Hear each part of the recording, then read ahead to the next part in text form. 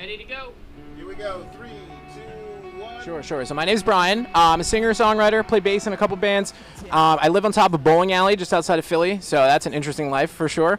That's about it. I just kind of play and sleep at my house sometimes. So a little bit of that. I can barely contain myself. Can we talk about what's in your pocket? You noticed, did you? So it's a very long story. So my band Kissing the Klepto is up here too, and we make some pretty wacky videos to promote stuff on social media, and we made a video using this Barbie probably 5 or 6 years ago, and we're loading out today, like grabbing the guitars and stuff to roll up here, and we were like, hey, there's the Barbie. We haven't used Barbie in 5 years. Why don't we bring the Barbie? So Barbie's just kind of along for the ride. She's chilling. Everything's cool. So I've been playing music since I was like 2. Like everybody in my family plays music. So like I wasn't playing, but I was like making songs up when I was a kid, and everybody was kind of like, you should start doing stuff with that. So I learned how to play guitar in 5th grade. My dad taught me how to play guitar, but then he told me, he's like, if you play bass, you'll be in way more bands. And I was like, no, you won't. But he was right. He was totally right. So learned how to play bass, got myself a couple bands. And then it just kind of went from there. And a couple years ago, I was like, why don't I just like try something on my own too? Like that might be kind of cool.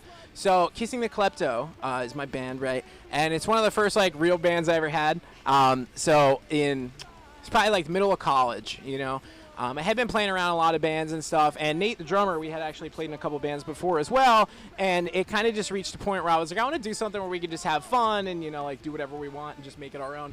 So we kind of got together and just started writing like joke songs, stuff like that, like parodying like Blink-182, and it really kind of took off. Like people were big fans of it, so we were like, why don't we just keep going?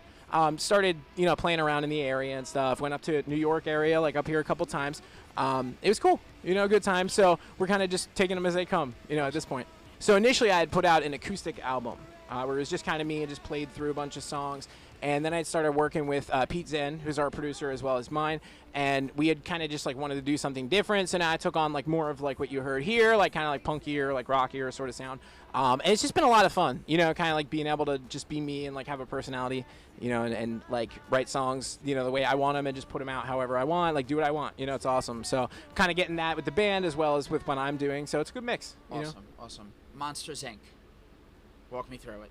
So I was actually talking about this at a show last night. I had initially written that under a different name, had a different title, right?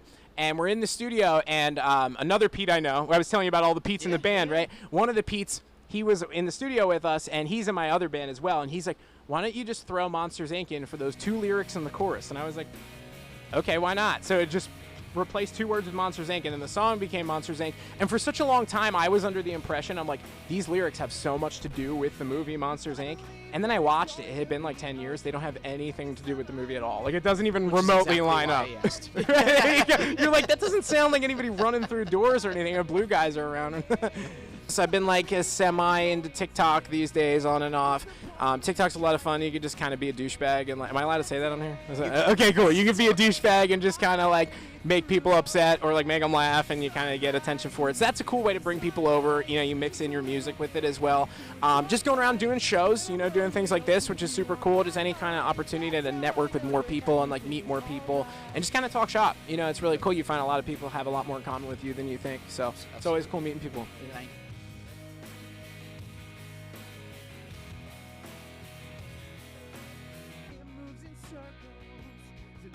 Discouraged if it brings you down. Lately I'm learning that some of the pretty